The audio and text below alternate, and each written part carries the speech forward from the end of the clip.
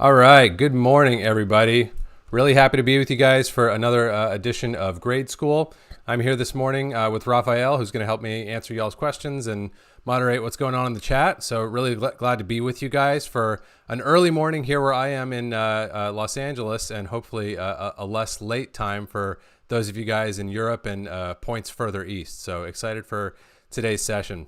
I kind of want to start off today by just sort of like thanking you guys who've been showing up and asking so many good questions. I would say one of the most rewarding aspects of this whole journey by far for me has been that you guys ask questions that really force me to reevaluate and think more deeply about some of the things that I start to take for granted in my work as a colorist. So it's really, really exciting to get those questions and think I have immediately have a pat answer and then go, oh gosh, that's actually such a fundamental, like, well put question that I have to now go back and think about what exactly the deeper, like, simplest possible answer to that question is.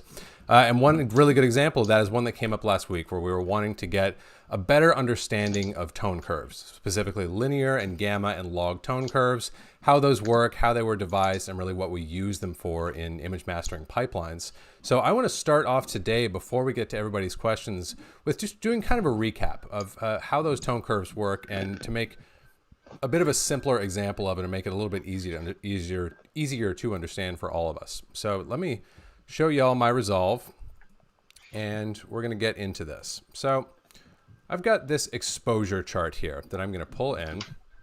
And what we're going to be looking at off the bat here when this thing loads in is we're going to be looking at a patch in the middle that represents what we call middle gray. Basically just means like a middle exposure, like where we would want to expose our subject, for example. And really what we're doing right now is we're setting up sort of a virtual shoot, if you will. We are aiming our imaginary camera at an imaginary object that is exposed perfectly at middle gray, right where the sensor wants it to be.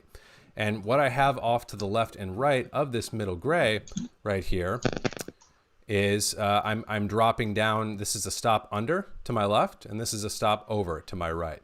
So we're starting to bracket stops to the left and right. And I'm going to move my slider here, and I want to slowly increase my stops, okay? So we're going to go to 5 now. So now I've got 2 stops under, 1 and 2 under middle gray, and 2 stops over, 1 and 2 over middle gray. And let's keep going with this experiment. Let's go to 7 now. So we've now got 3 stops under middle gray, 3 stops over middle gray. And let's now go to 9 and see where we're at. So you guys can see the idea here. I can kind of increase my number of stops, and what we're starting to look at is a depiction of the dynamic range, or of the capture of our imaginary camera, okay?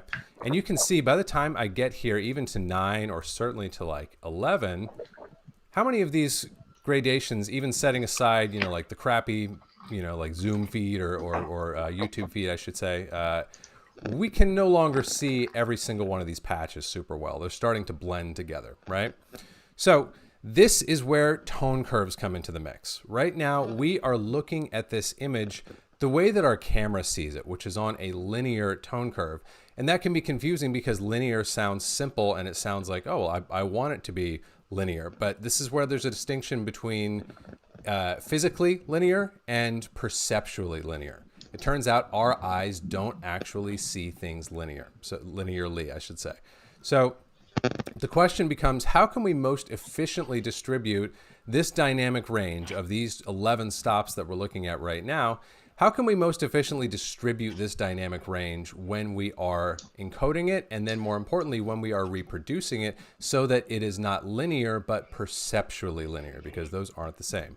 So I want you to check something out. If I go to my tone curve here, and I flip it to gamma 2.4, all of a sudden, these numerals haven't changed. Their values haven't changed, but I am encoding them in a different way with this gamma 2.4 tone curve. And as you notice, we can now see into these shadows, and we can see all the individual steps, where a moment ago we were losing our shadow separation around like these bottom 2 or 3 stops of information, right? So that's a good kind of visual example of what tone curves are all about. It's all about how we account for the difference between the way light actually functions in the real world and the way that we perceive it, which is not on a linear scale. And then there's also the additional factor of how displays reproduce light, which is also not on a linear scale, but that's a conversation for another day. The main thing I want to kind of drive home today is just in a vacuum, cameras and objective measurement devices see light the way it is, which is in a linear fashion. If I double the amount of light hitting that measurement device, the camera or some other device, I'm going to get double the intensity of pixel strength, or the double the intensity of signal, I should say. That's not actually the way that our eyes work. Our eyes work more on a logarithmic curve. So we checked out our gamma here, and then we've got our log curve here, where we can actually now see every single one of these steps all the way up through our highlights. And that's really what I want to point out to you guys today, is that we have to, in our imaging pipelines, we have to be able to account for the way that our eyes perceive light and its intensity as opposed to its objective reality out there in the real world. So I hope that doesn't further confuse things and maybe helps clear things up a little bit from a conversation and a question that's been coming up a lot lately in grade school and is really at the heart of an effective image mastering pipeline. So with that little demo out of the way, I want to show you guys one other thing before we get into our questions. Just a quick show and tell that I kind of thought of you guys in this last week or so when I was working on this project. So I'm going to show you a project that I did for a good buddy of mine. He's a musician who does this modular stuff that's so cool. He makes all these amazing sounds. Like, I didn't know from modular before he showed me his whole world, but basically, in addition to composing his music, he's creating his own instruments every single time he makes a performance piece. But he does these performance pieces. This one streamed live last weekend for an event that hosts these kinds of musicians. And it's a single take. It's actually two camera angles, but two takes of the same event or of the same performance from two different angles. And he reached out to me and asked me, like, hey, would you mind doing a grade for this one single shot? Just make it look cool. And I said, sure. And I've done a couple of these for my buddy before. And I just wanted to show this to you guys because this is like some Rec 709 stuff that came from my buddy's like DSLR camera. It's not fancy, high quality source material, but I want to show you guys kind of how I created this grade. So if I go full screen here, I'm going to go off. That's the original camera negative, if you will. It's the Rec 709 like DSLR. I think it's like a Canon 5D or something like that. And I'm going to turn it back on, and that's the final. So it's not like night and day. There's not a huge adjustment, but I absolutely feel like I was able to contribute some value to these images and make them look better than if he hadn't reached out to me at all. And that's really the goal with these kinds of grades. I've talked with you guys, I feel like in recent weeks, a lot more about like grading cinematic, like high quality, cinema quality image captures, which is a really important subject. But there's also scenarios where it's like, hey, this is Rec 709. Like, even in this image, I've got all kinds of highlight information that's clipped and cooked out, and I'm never going to get anything back out of there. And I'm not even going to try. All I'm going to try to do is move the needle in a positive direction a little bit. So let's just quickly walk through that node stack before we get into everyone's questions today. So those of you who've watched my ACES series are hip to my use of Resolve's group function to do my color management. So I have a different group for each color space. In this case, it's a very simple timeline and all of the source materials Rec 709, but I do still have a group called Rec 709. And on the front end of that group, I'm doing my input mapping. I'm going from Rec 709 into my Arri Alexa working space.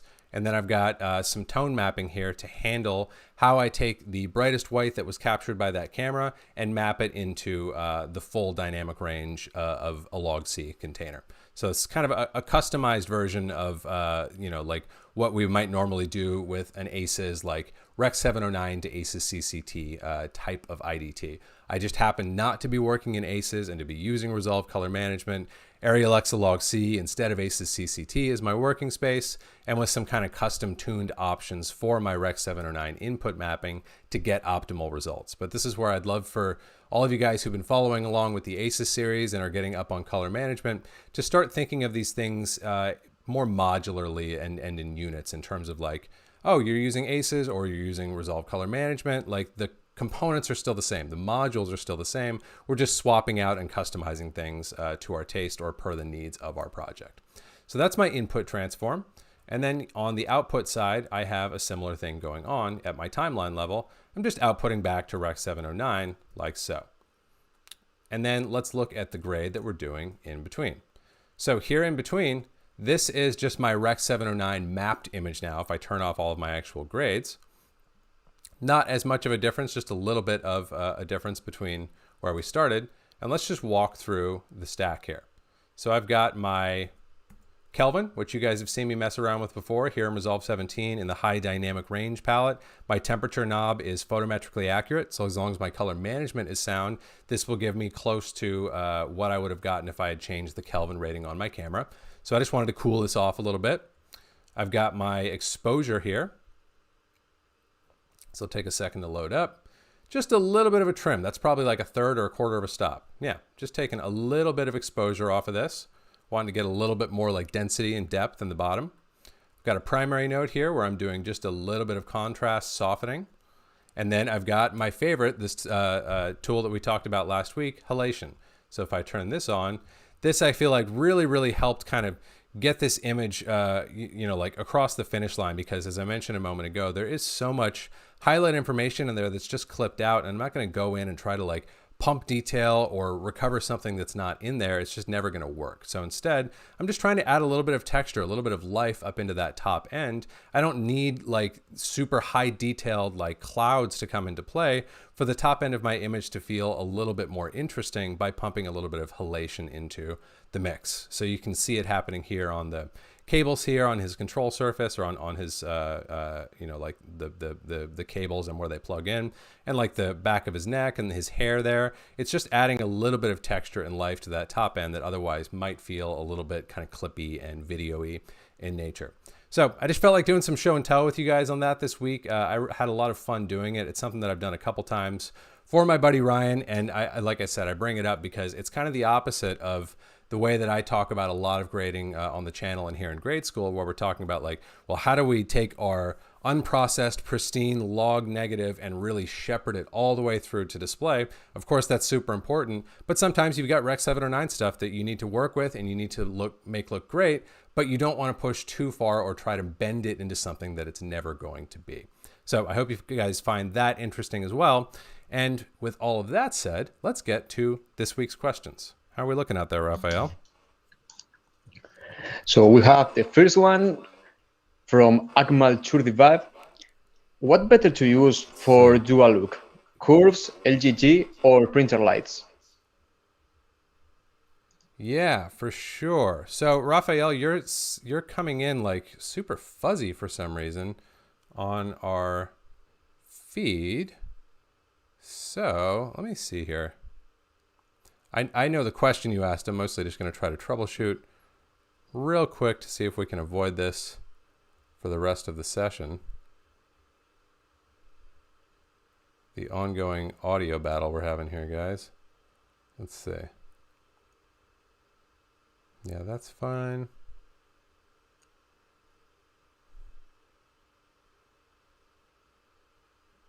Okay, well, we might have to pivot and flip it so that you guys won't be able to hear Raphael, but I'll be able to hear him without that distortion. For now, let's talk about this question. This, Raphael, just to confirm, this is about what's better to use for a look. Is that the one? Yeah, it's that one. Okay, gotcha.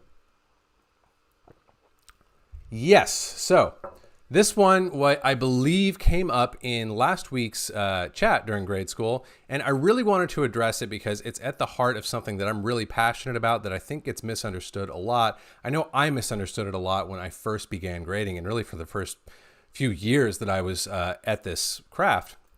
So the question is, what is better to use for a look? Curves, lift gamma gain, or printer lights? This came from Akmal last week. And it's a really good question to ask because the short answer is among those three, generally we probably want to use curves. We can use curves and we can get pretty detailed in terms of shaping what I would call the 1D or the contrast side of things. So if we think about curves and what they can do for us, let's find an image to play around with here. Let's go back to my favorite lady, Isabella. I'm going to turn on my output transform and let's play around with curves and look at how they can help us to create a look. So this is something that hopefully everyone has seen me do more than one time before. I'm just going to draw a kind of general S curve to get my baseline creative contrast. I'm already technically accurate. I'm already mapped from camera color space into display color space. This layer that I'm working on now is my creative contrast. It's just a preferential subjective adjustment that I'm making. So I'm doing kind of an S-curve, like filmic contrast curve here. I'm going to lift the very bottom of my image just a little bit, get kind of some more like printy vibes there on the bottom. So there would be my contrast curve, and there would be kind of the first base layer of my look that Akmal was asking about. And if I wanted to go further with that, I could then do a new node, decouple my channels, and use the individual channels to kind of create some goalposts and pump some split toning into the mix. This is a characteristic you're going to see in virtually any film print, where we've got some cool coming into the shadows and some warm coming into the highlights.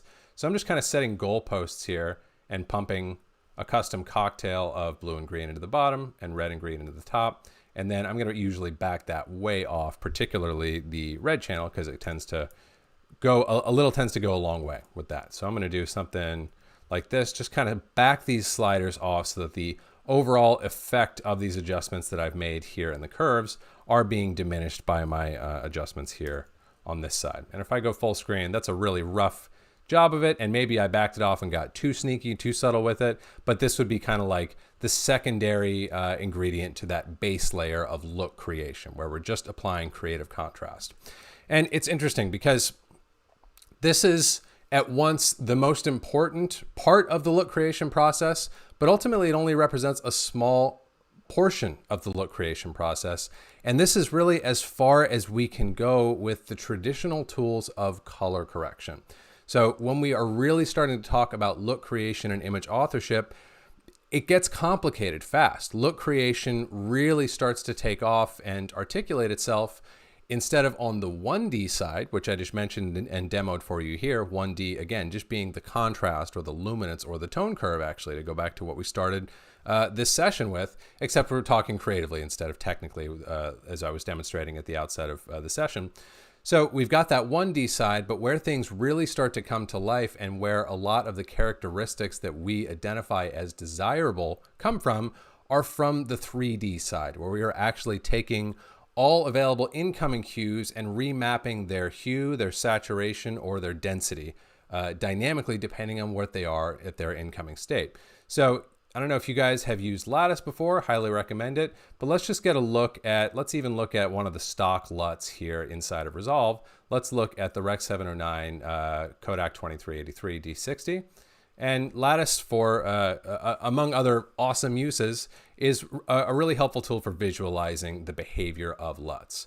So we're going to look at two things here. Let's actually start with the curve side. So the curve side here, you can actually see looks a lot like the custom curves that I just drew. I just happened to parcel mine out into two pieces. We've got our S-curve contrast here, and then the split toning where I'm getting like channel crosstalk, pushing cool into the shadows, warm into the highlights. I'm doing that in a separate layer so that I can audition and articulate and modulate those things individually, as opposed to them all being jammed into one curves graph in one node. So that's what we are getting this piece of it or something like it using our curves like so. However, let's go over to the cube side here now. And we can actually look and visualize. Here is the original incoming RGB values. And we've got this sort of 3D cube where red is this axis, blue is that axis, green is that axis. And if I move this slider to the right, it's going to show me what those hues are being shaped into.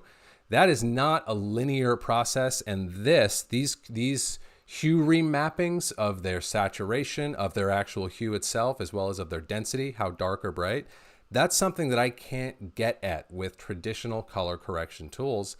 That's where I really need to get into more hardcore kind of image math and image science. And there are some things that we can begin to recreate it with. If we look at like our hue versus hue and our hue versus sat and our hue versus loom, we could make a really rough model of these things. And you guys may have even seen there's some colorists out there. Juan Malara comes to mind, who has actually attempted to do a Kodak 2383 recreation inside of Resolve, but it's really not what these tools were designed for, and their precision and flexibility don't really lend to the kind of detailed work that originally led to a beautiful cube like this in the first place, because these are designed elements. This is another misnomer about film stocks that comes up so much. Film is not some magical substance that, like Moses went up to the mountain and brought back down to the people. Film is an engineered substance. Like, yes, it's made with organic materials, but the reason we love the way film looks is because really, really smart people spent a century figuring out how to make everybody love the way film looks. So it's not this like magic substance that we've stumbled onto. It's a highly engineered substance.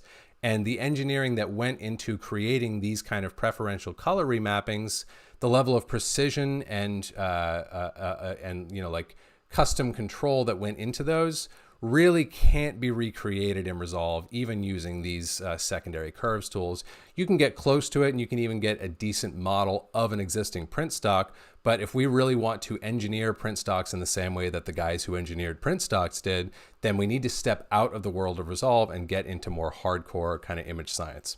So that's kind of an exciting and a daunting, reality all at once. Like, it's a bummer, at least it was for me when I came to understand, like, oh man, like, so what you're saying is the stuff that I'm most after, that I most desire in my images, I really can't create in Resolve. I really need to expand myself and go beyond Resolve. Like, that's kind of a bummer. Like, Resolve is hard enough to learn in and of itself. On the flip side, it's a really cool world. It's a fascinating world. And if you have the inclination to get into it, there's more and more exploration to be done, and it's a fascinating thing to explore. So that I wanted to touch on that just because I hear it come up so often, and it's, again, part of this dichotomy of sort of the color grading, color timing tradition and the color correction tradition. The tools of Resolve are, at the end of the day, really about color correction. They're not really about authoring images and creating and articulating aesthetic control over things like how bright or dark should my reds be, and where should my skin tones live, and what should my skies look like. Those are the things that these film engineers concern themselves with obsessively, and these are really not the things that our tools in Resolve have been designed to do. So kind of different aspects of this one great big beautiful craft that we call color grading. Okay, Rafa, let's try one more time. Let me see if I can hear you any better now, and if not, I'm going to flip a switch. Okay, let's try this one. Yeah, I gotcha.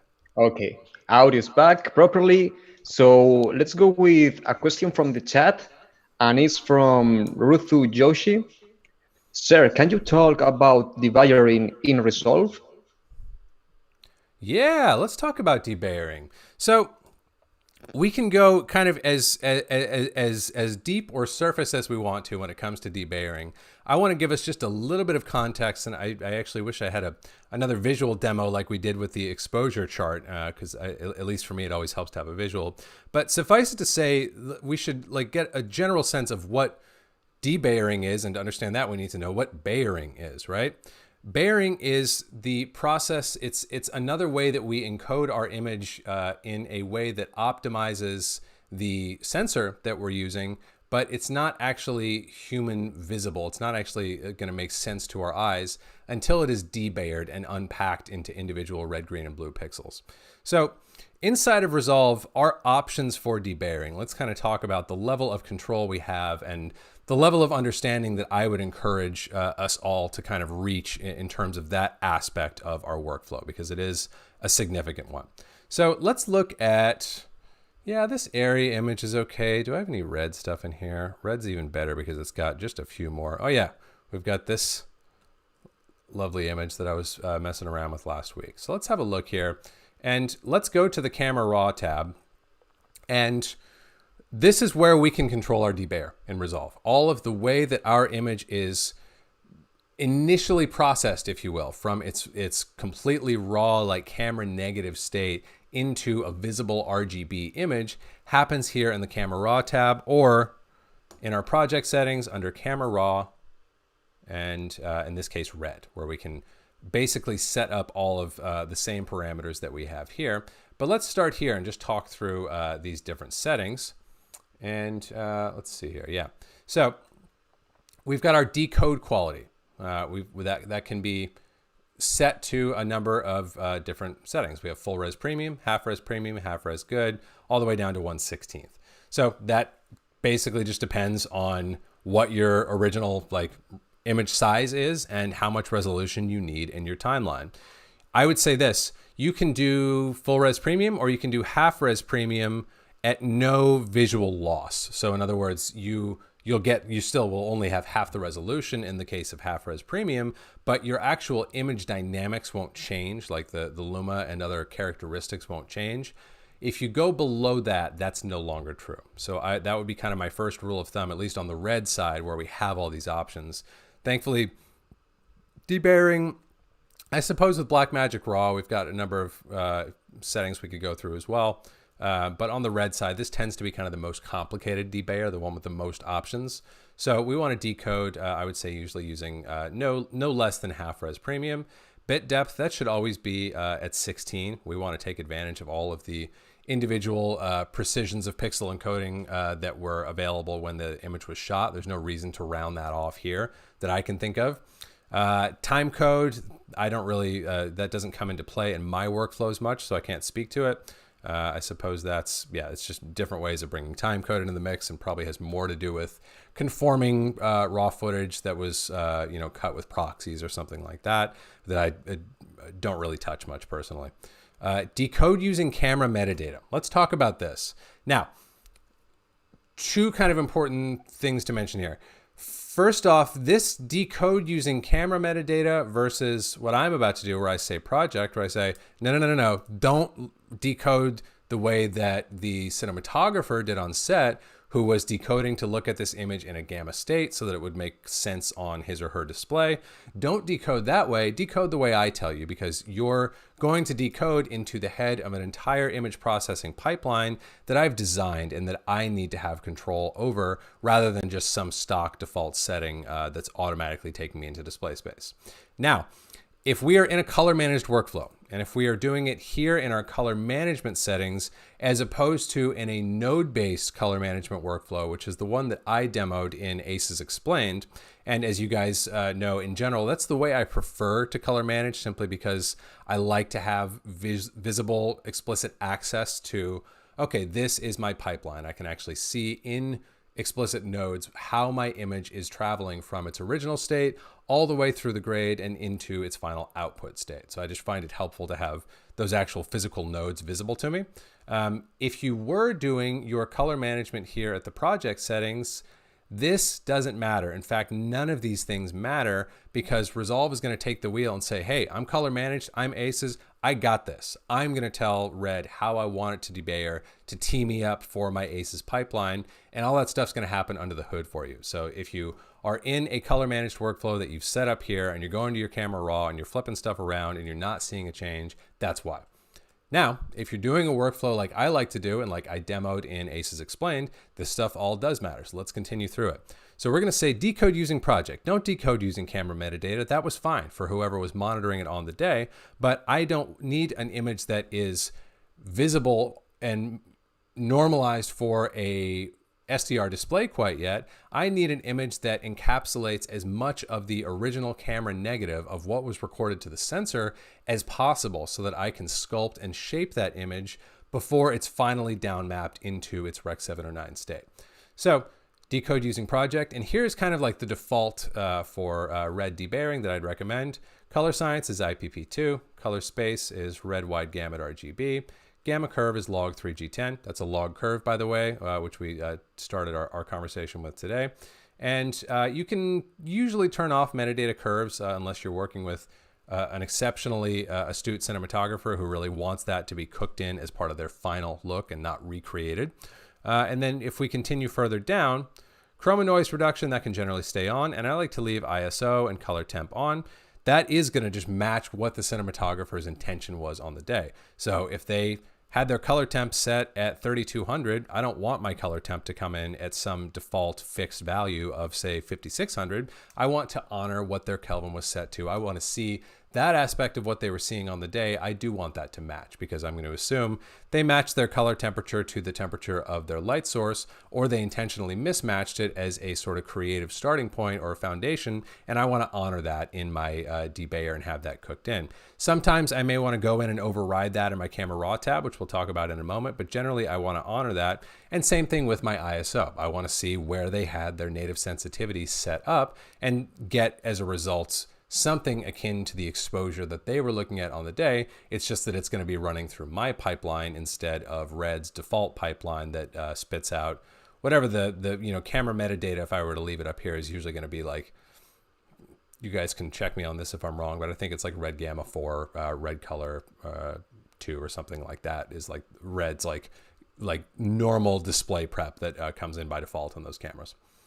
So that's kind of like the way that I would custom set up a Red debayer. And then, like I said, here in the camera raw tab, actually, let me check one more thing here. We have further control where I can say decode instead of using project. Now all those settings are going to be correct. I can, on any individual clip, if I actually do want to modify the original color temperature, if it feels like it's really coming in wrong, or the ISO is really coming in wrong and it's too thin or too overexposed or whatever the case may be, I can say I want to decode using clip. And now I'm going to exert control over all of these same attributes that I was just looking at. A lot of them are going to be redundant to where we just were, but I can also see what the color temp was and where I want it to go. So I can modulate this. I can zero out my tint if I want to. I can kind of exert control over the entire process. So that's a good kind of overview of debayering. I usually like to go through it with Red because it tends to be the most complicated. Blackmagic Raw is kind of a close second in that regard. And this really just comes down to, like I would use Gen 5 for your color science because it's a generation improved. It's theoretically going to get you a better, more accurate, higher dynamic range image.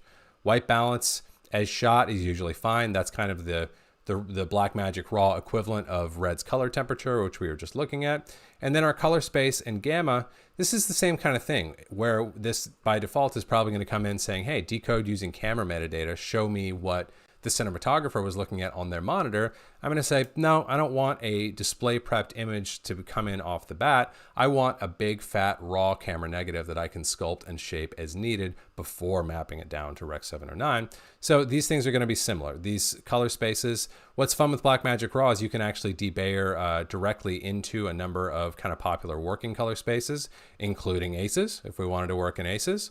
Or if we wanted even to do Alexa Wide Gamut Area Log C, like you guys saw me use for one of my working spaces earlier, we could do that as well and debayer directly into that working space. As opposed to with our Red material, we would then have to do an input mapping from Red Wide Gamut RGB Log 3G10 into ACES CCT or into Area Alexa Log C if we wanted to have an intermediate working space that wasn't Red Wide Gamut RGB Log 3G10. So we could do an entire session on debayering, but hopefully that's enough to kind of fill in some of the foundational questions about how debayering works in Resolve, how we ought to be thinking about it, and where we want to make sure we're exerting control in our process. All right, let's go to the last question from the chat from CTC Wired. How do you handle timeline nodes such as your final ACES transform while also possibly dealing with graphics and text in your project? Yeah, very good question. So this is where, like I should come clean to you guys. I am very, very focused on my little corner of the sandbox, color, right? So when I talk about color or my practices or my workflows, those are accounting for what I find to be easiest and most efficient for that process alone. I don't do onlines, I don't do finishes, I don't do any kind of editorial work in Resolve beyond the bare minimum of conforming a timeline in that is going to involve kicking rendered clips back out and having it be assembled in its final form, either in someone else's Resolve station or on a Premiere box or whatever the case may be. So this is a really good question of like, the question is, how do we deal with graphics when we have a timeline node that's mapping us from our working color space into our display color space? And I'll tell you the short answer there is that we really can't use timeline nodes in the same way if we want to do a traditional online with SDR graphical elements in there. Unless our graphical elements are all matching our working color space, like if I'm working in ACES CCT, unless I can get my graphics vendor to give me ACES CCT or ACES assets that I input map, I need to change my workflow a little bit. And that, in my experience, would be rare. Usually VFX vendors, you can work with VFX vendors and you're like, hey, can I give you ACES and you'll give me back ACES? Most VFX facilities are kind of hip to that. Graphics, less so. They tend to work in a more display referred, like, hey, I'm going to give you a Rec 709 deliverable, and they might not even know what you're talking about if you ask for something in a different color space, because that's really kind of off their radar for the most part with graphics. So if that's the case, let's assume that we are getting assets, graphical assets that are not in that outlier camp of actually being in like a log scene referred wide high dynamic range space. We actually need to change our workflow a little bit, because we can't incorporate those elements into our timeline, because they are going to end up getting like, I wish I had a graphical element that I could drop in here real quickly. I don't, unfortunately, but we'll use one part imagination and one part kind of live example. If I'm cutting this timeline together and I drop a lower third onto this image right here, and it's a normal vanilla Rec 709 SDR lower third, and I drop it onto this V2 track right here, what's going to happen is that lower third is going to look weird, because it is going to be receiving this final timeline level output mapping that is designed to map me from, in this case, Arri Alexa log C into Rec 709 Gamma 24. The only problem is that graphical element is already in Rec 709 Gamma 24, so it's going to get doubled up and it's going to look weird. And equally important, things like transitions are going to look weird. Like if I do a little dissolve up on that lower third, it's going to look weird because my transformation into my display space is happening here at the timeline level, which affects everything in the timeline. So what I would recommend for that would be kind of one of two things. You could either switch to setting up your color management here in the project settings, which I believe as of Resolve 17 or later versions of 16, I believe that will circumvent this issue that I've identified. It will drop elements into your timeline without actually pumping them through the color management pipeline of your of the rest of your images, or at least you can set that up in a way that we can't with manual color management.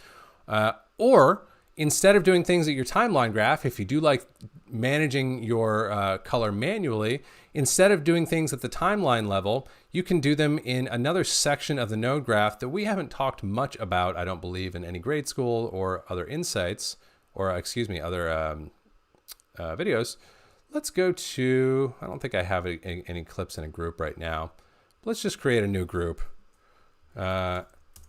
Just so I can demo for you guys, if I wanted to do my output mapping in nodes as opposed to in my project settings, I'm going to reset my timeline node graph, and I'm going to place this at my group post clip level, like so. Now, all of those issues that I just identified with the kind of snags and gotchas that are going to come about with graphical elements being dropped into your timeline, those are going to go away, because the graphical elements are not going to be swept up in this transformation because they're not a member of this group. So those would be kind of the two workflow adjustments that I would explore if I were doing onlining or conforming or final finishing inside of Resolve. Okay, let's go to the first question from the chat today from Ethan Thomas. Hey, Cullen, since you're a big fan of ACEs and print stocks, I was wondering if you could shed some light on the stock 2383 LMT in the last drop-down menu and the best approach when using LMTs. Also, if there's any gotcha to look out for when using LMTs in an ACEs workflow. Cheers. Gotcha. Good morning, Ethan. Thanks for joining. That's a great question. So let's talk through that real quick. Let's get into, first of all, kind of a more like normal ACEs workflow. And this actually works out great. I'm going to kill this group that I just created. Let me see what groups I even have. I'm just going to quickly set us up into kind of an ACEs environment. And we're going to create a new group. All this stuff is Arri here, up through at least until those first three images, which are film scans. So we're going to do something that you guys have now all seen me do, hopefully more than once in grade school and in ACES Explained as well, where we're going to set up our color management manually using nodes. So I'm going to create a new group and put all these shots into it called Airy. I'm going to go to my group pre-clip level that appears when I do that. I'm going to go to my Open Effects tools, find an ACES transform. We're going to go Alexa for my input. We're going to go ACES CCT for my output. I'm going to go back to my timeline level and do another ACES transform where we will go from ACES CCT into Rec 709. Now, let's talk about LMTs. So, LMTs are kind of a spec in progress and a work in progress. So they haven't really fully been ratified, and they can kind of refer to a number of different types and methods of image transformation inside of ACES. That's not the cleanest explanation, but that's the best one I can kind of think of at the moment. They are essentially like an answer, a higher precision, cleaner answer, math-based answer to what we would normally assign, a task we would normally assign to a LUT.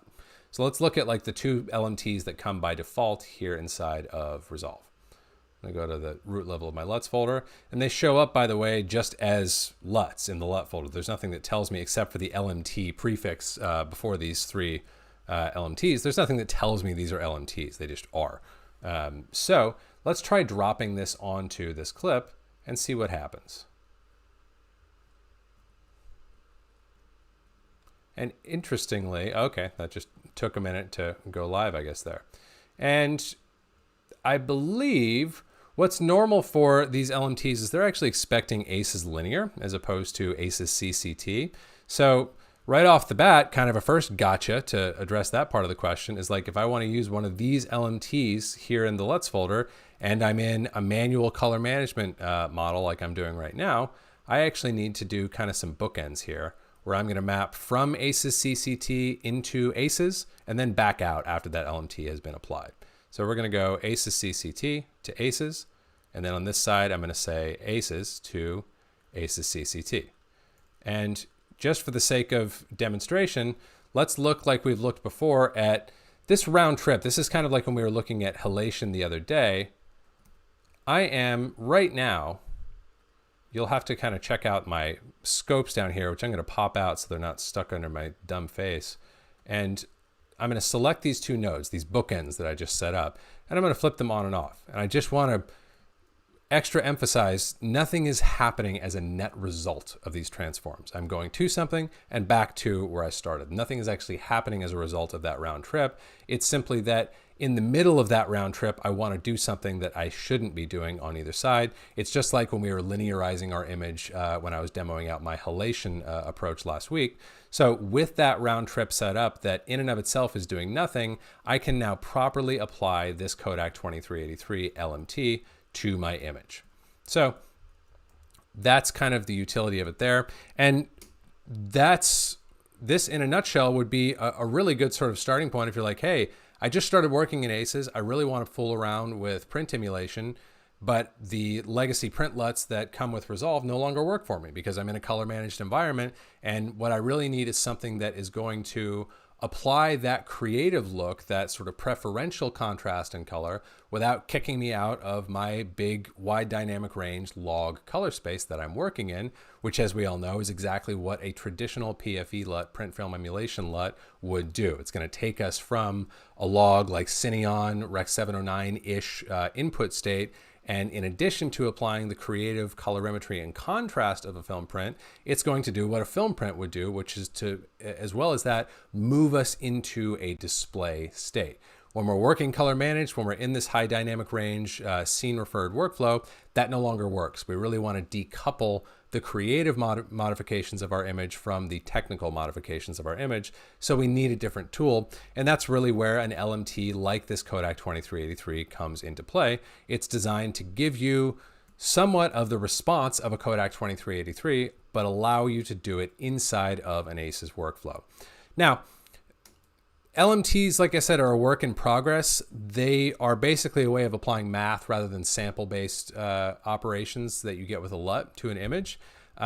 You can create these kind of transformations. I alluded to this earlier when we were talking about color correction versus look creation. You can create looks with a variety of tools. You guys who've been hanging out with me for a while know that I personally love to do this with DCTLs and with OpenFX plugins, ultimately like converting those things or cooking those things into OpenFX plugins, because I can do that math in sort of a code-based format that I'm comfortable with. The LMT system just feels like kind of a weird straddle between that kind of math and between more of a LUT-based approach. So if we look at, like the actual LMT for this Kodak 2383 that we just applied, there's some color transformations, like we're going from the ACES color gamut into the XYZ color gamut. And then from that point on down, we're actually just applying LUTs. So that's all that's really under the hood is a LUT that's been properly prepared for this working color space, and in a way that's going to not only take this ACES CCT, or in this case, ACES linear working image, but actually return the image in that state as well after applying the creative adjustment. So LMT definitely has its utility, and it's an evolving spec. It's not something that I use a ton, but no reason to be afraid of it. And these three that come with Resolve are a great place to start, in particular this 2383, if you want to start fooling around with print emulation inside of a color managed ACES workflow. Just make sure, as we did, that you linearize before you feed or before you apply, and that you then round trip back out to your ACES CCT working space.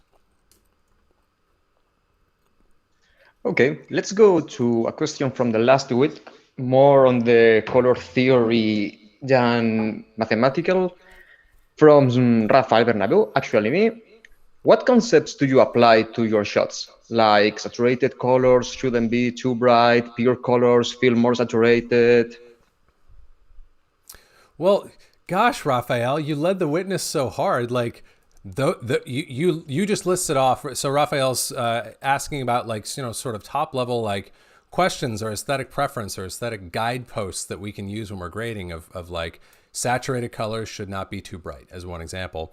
And you've actually been clearly listening to at least my take on some of those things, because you just listed off probably the most important of those aesthetic preferences that would immediately come to mind for me, which again are namely that, like, a color can be in sort of the language of traditional film negative and positive pairs and the pipeline that those create.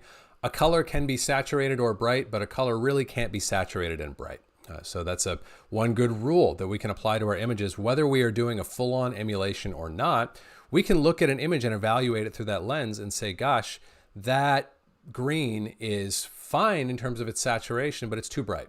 Or that green is actually too saturated for how bright it is. I don't want to bring its luminance down, but I don't think it can really be that bright without looking garish. This is part of, like, sort of the inherited language of cinema that I think it pays to be mindful of. Whether or not you're doing print emulation, we can still apply those concepts. So that's a great one that Raphael mentioned there.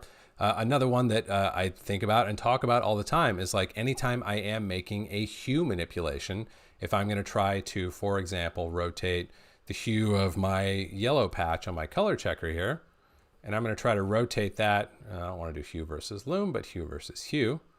And I'm going to try to rotate that to more of a green. This is sort of a silly example of something that I wouldn't typically do so aggressively, but you can see that when I rotate that, not only does my hue change, and quite dramatically, obviously, but my perceived saturation, and not just my perceived, in fact, the actual saturation of that vector changes. You can see this trace is kind of like gently kissing my yellow vector target here. But by the time I rotate it to green, man, it's banging. It's hitting hard. It's almost extruding through the outside of that green target. So this is another concept that you guys have heard me talk about before, but if we wanted to account for that, we could go to our hue versus sat, sample the same area, and sort of do a compensating adjustment there so that we are only getting a hue rotation without feeling like that movement from the more secondary yellow to the more primary green is being accompanied by this crazy increase in saturation.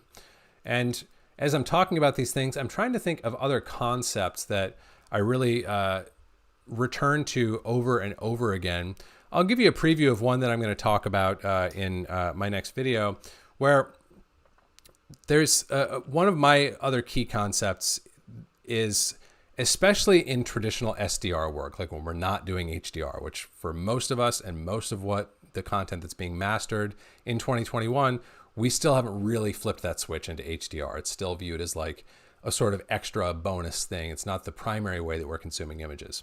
When we're working in SDR, we have a very, very finite amount of dynamic range to work with. Now, we're in a great state in terms of image making today, where we have these cameras that can capture more and more dynamic range and color volume, and it's so cool because we can get more vibrant images that way.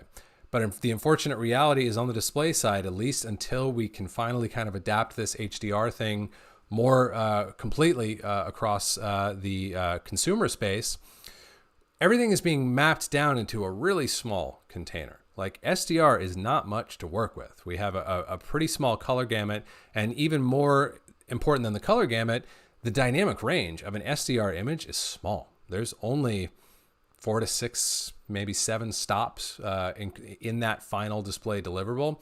So the reason I bring all that up is because another one of my core concepts is taking that understanding of the dynamic range of Rec. 709 SDR into play and pairing it with the understanding that human eyes care much more about contrast than they do about color. You guys have heard me talk about this before. Our eyes have 2 different types of photoreceptors in them. We have rods and cones. Rods perceive contrast and luminance. Cones perceive color. We have a lot more rods than cones. So if we nail contrast, that's always going to take precedence over nailing color. But if we go back to sort of pairing that knowledge with the knowledge of the finity of the small size of a Rec. 709 SDR's dynamic range, that means that we need to really, really make the most of that dynamic range. We want to use every inch of it possible and use it well, and also avoid clipping out. So this is like let's just have a look at an example here. Let's just kind of manually roll in some contrast to this image like so. And like I want to get this, like this is a good, like kind of more popping level of contrast. And you can see that if my mouse would quit going crazy, you can see that we're kind of filling our dynamic range a little bit more completely after, as opposed to before this contrast adjustment. So that's good.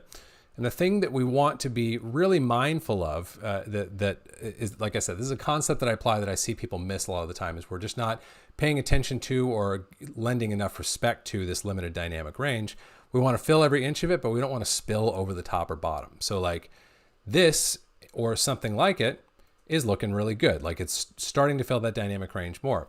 There's a tipping point past which I'm clipping out, right? Like you can see that there's a lot of shadow information that was here that's now clipping out and crashing through the floor of my container.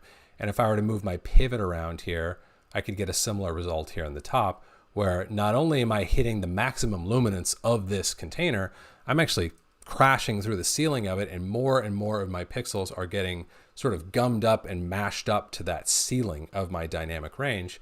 And the reason I bring all of this up is because there's a tipping point where what you're doing is no longer taking advantage of and utilizing the dynamic range well of your Rec. 709. You're actually calling the viewer's attention to the fact that they are looking at a very limited dynamic range display, because you're forcing them to see its edges, if that makes sense. So there's kind of a sweet spot, and this is one of my core concepts, like I said, to go back to Raphael's question, of like, I really want to take advantage of the dynamic range of the limited dynamic range of my Rec. 709 display, and not be cavalier about leaving money on the table and using contrast that only takes up half of that container. But I also want to be mindful as I'm stretching things out and trying to sculpt a tone curve that's really going to fill that available dynamic range. I want to make sure that at no point am I spilling too much over the top or through the floor, and in doing so, calling attention to the fact that I have such a limited dynamic range, basically reminding the viewer that they're looking at a display rather than looking at an image. I want them to see, in the case of Isabella here, I want them to see Isabella, not the display. So that's another concept that comes to mind. But great question, Raphael. Thank you. Okay, this one comes from Harry Rompainen. How do intermediate color spaces like Airy Loxy, DaVinci Wide Gamut, or ACES improve color grading, even though information in the original clip does not increase in such transform? Yeah, what a good question. So the short answer is they don't. That and I have a feeling that's what your hunch was. You're exactly right.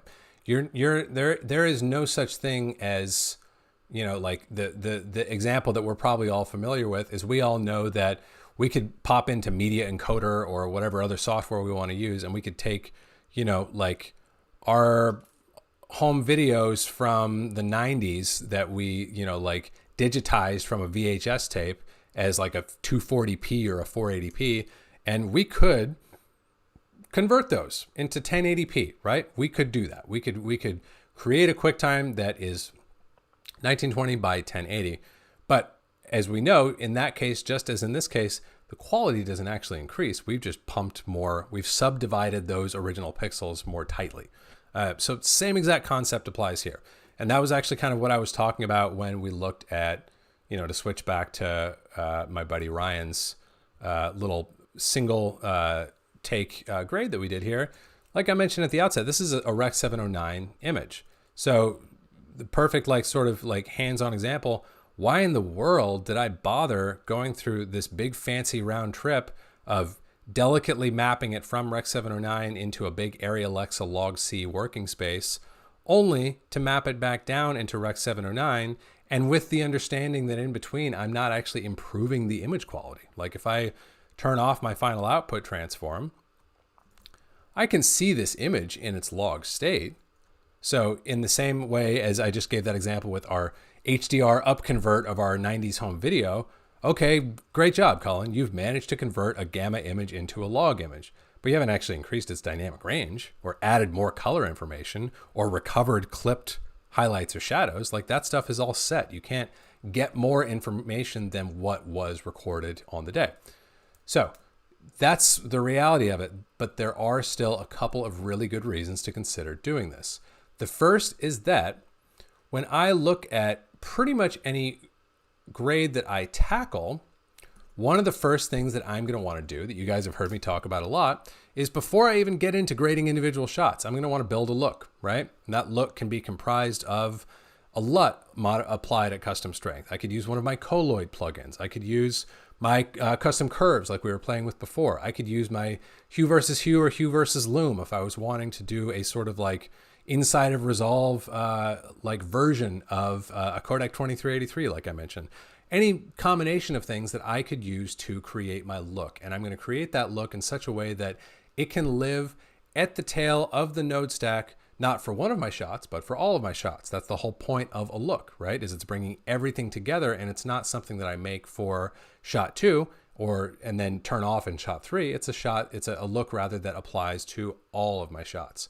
So if we think about the look development process for a moment, if I have, let's say that I do another one of these videos for my boy Ryan in the future, and he ups his game a little bit, and his two cameras that were, two 5Ds that he's had for years, he upgrades his game and he's like, dude, I actually was able to get an Alexa for the A cam. It's still just my 5D for the other one, but I've got an Alexa for the main cam. Like, okay, great. Let's grade those. Now I've got to create a look for both of those cameras, right? And when I create that look, I don't really want to be compensating for the 5D-ness versus Alexa-ness. I want to zero that out. So a workflow like this, where we are mapping everything into a common unified space, even though I'm not getting anything more out of the image, I can create a look that will travel from camera A to camera B, and it won't make a difference. It will have the same effect on that image because that image is in the same state. I still won't have the flexibility that I have with the Alexa on the 5D, but I won't need to adapt my look because it's being applied to an image in the same state. So that's kind of reason number one. And the second reason that you guys have heard me talk about before is my concept that I always go back to of thinking photographically. I want to think in broad photographic strokes as much as possible and manipulate things in the context of a display only as much as I need to. I'd rather think more photographically about it. And you can see that played out here in this grade that I showed you guys earlier. I'm doing a color temperature adjustment, the same type of color temperature adjustment as if I'd made it in camera, and then an exposure adjustment. Those are kind of my two foundational layers. And this exposure adjustment only works if I'm in a log scene referred type of color space. You can't really adjust exposure in a gamma display state because getting a linear response, if I were to turn all this stuff off and go and try to get that exposure adjustment of a quarter stop upstream of this input node and just do it in my Rec 7 or 9 state, I promise you I would have to use lift, gamma, and gain to get a perceptually linear response. I would have to do a very complex nonlinear operation to get a response, an adjustment that feels linear to my eyes.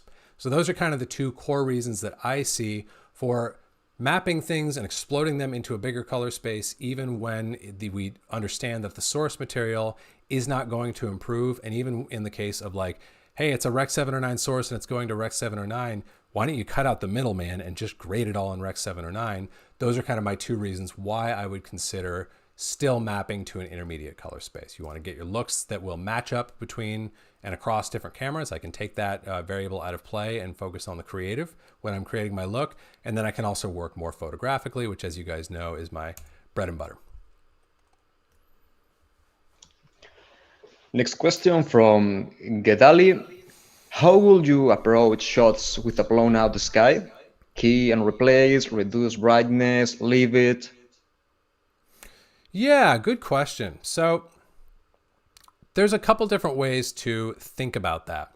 And I think the first one really comes to, actually this shot over here is a pretty good example. That's a pretty far blown sky, right? Like there's not much detail in there. And I think, you know, like you guys have heard me talk a lot about, like a lot of the time we get focused on like, oh, what's the trick or the technique that we can apply that we're unaware of that's going to level up our grading game? And tricks and techniques are important.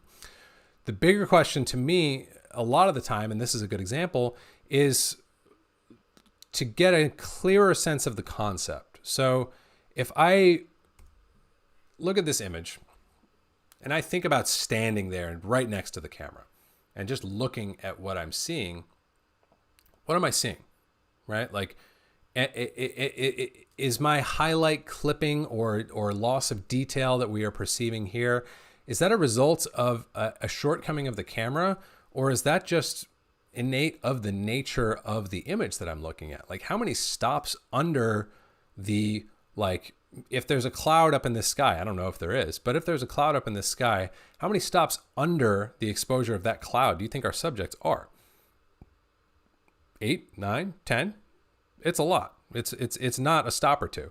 So the bigger question, or the one to start with when we're talking about bringing back highlights, is like, well, what's the actual contrast ratio of this scene as it would have looked on the day? And am I considering, is the adjustment that I'm thinking about sort of at odds with the reality of the scene that I would be seeing on that day? In which case, it might be more a question of prioritizing our exposure or sweetening our exposure as opposed to sort of artificially trying to compress 10 stops of dynamic range into 3. So if I take that more sort of like holistic soft approach and I drop an exposure onto this image, let's zero out whatever that phantom primary adjustment is that keeps popping up here. Come on, Resolve, wake up. Okay. I'll leave that alone for now. I don't know why that's on, but it doesn't matter. So if I'm in log C and I want to get a little bit more detail out of the sky, my first choice here would be to see if there's anything in there. Like let's just spin the wheel. Let's like pull in 3 stops. And so here's a good example. Like this isn't always the case. And I recognize that. And Gedali asked a good question about like, what about when we don't have skies that can be recovered? A lot of the time the sky information is there if it's a decently shot log image. A lot of the time it's the question is more, well, how do you want to prioritize your exposure, and do you want to go down the trail of kind of artificially compressing your dynamic range to make the exposure of this sky not quite so far flung from your subject, which you can do, but that's, that's the imposition of a bit of artifice, I would say. So in a case like this, now that I've confirmed that sky is there, it's not a clipped sky. It's just a sky that doesn't have much details, that for the time of day, for the camera angle, and for the relative exposure of my subject is a detailed light sky, if you will. And my goodness, I think we have, let's do one more. As usual, time is flying past if we have one at the ready there. Okay, but I think the streaming might stop. Okay, nah, it was my problem, I think. So Okay, let's go for another one. This one from Depender, another classic from the channel. The best way to tackle a shot where we have lost any single RGB channel? Yeah, so that's a good question. I actually I remember seeing that one, and I had an example that I wanted to dig up that I couldn't find. But there's kind of two answers to that question. Like, you could approach it from a creative, like, sort of functional perspective, or from more of like an engineering, like forensic perspective. Like, there's ways that you can evaluate like rebuilding a lost or a damaged channel if you want to. Most of the time, what's going to work better is to simply go in and adjust things as needed. And I feel like this is the type of question where we really need to look at an example, and I just don't have a great one handy. I'm going to kind of leave this one with a brief answer, because I feel like without an example, the talk is kind of cheap. I would say my exploration with that problem would kind of be the same process that I apply to any problem that I have when I'm grading. And that's to look at, okay, first of all, is this anything that I'm doing? Let's make sure that I'm not doing anything to introduce or to worsen this problem. And once I've confirmed that, I'm going to look at, okay, well, what happened? What's the story with this source material? Can I get some better insight into why it feels like there's an entire missing color channel? And then once I feel like I've gathered all the information about the source material, I will sort of work it from two sides. On one hand, you might just reach for wheels and start turning stuff and see if you can get a better, more balanced image out of the deal. Or you could play around with doing a splitter combiner, which I just did with option Y, or I could go color, nodes, add splitter combiner. And this is going to allow me to individually manipulate my red, green, and blue channel. And I could get really fancy and say, hey, like my blue channel is busted, so I want to give it the green channel, like so, and just see what that leaves me with. So you could play around with it like that. And then you could also fool around with the RGB mixer, which we talked about, I think last week or the week prior, where you are, this I would take more of kind of like a feel based approach as well, of being like, all right, is there a setting that I can park on these 3 or these 9 sliders total that gets me a more like neutral, like normal looking image out of the deal? So it's kind of one part being a detective and applying a little bit of color science know-how, and one part knowing the tools where you're likely to find good results in Resolve and just grabbing at knobs and taking them for a spin. So not the most satisfying answer to that question, I'm sure, but that's it kind of depends on the specifics and on like I said, a knowledge of color science in general, and also knowing like, okay, it's probably, if I'm going to solve this in Resolve, it's either going to be in my primaries, or even more likely in my RGB mixer or a splitter combiner, where I'm going to kind of reconstitute that damaged or lost channel information. And that is going to wrap us up for today, guys. I want to thank you all, as always, for coming out and showing up with great questions. And I hope we were able to get some new folks into the mix at this early hour. So that's going to do it for this week. We'll all announce next week's session once we know what the schedule is for that. And you can look out for the next video, where we're going to be talking about the evil twin of the cinematic look, which we've talked about so much this year. We're going to talk about the video look, because as we'll talk about in this video, sometimes it's not enough to know what we're after. We need to be able to recognize when we're getting something that we're not after, and have some tools and strategies for dealing with it when it does. So that's going to be coming out next week, and excited for you guys to check that out and hear your thoughts on it. Thanks again for coming out this morning, guys, and we will talk to you very soon.